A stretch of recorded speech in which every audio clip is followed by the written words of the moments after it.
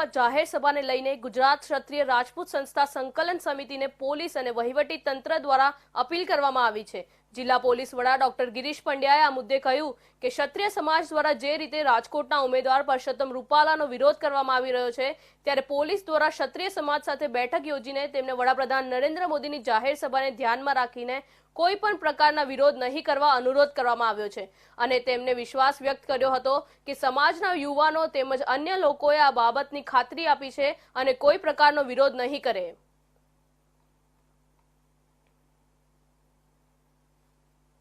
માનની વડાપ્રધાન શ્રીનો તારીખ 2 તારીખના રોજે સુરેન્દ્રનગર ખાતે પ્રોગ્રામ થઈ રહ્યો છે। પોલીસ વિભાગ દ્વારા એમના પ્રોટોકોલ મુજબની તમામ સિક્યુરિટીની વ્યવસ્થા કરવામાં આવેલી છે। હાલની પરિસ્થિતિને લઈને જે કોર કમિટી દ્વારા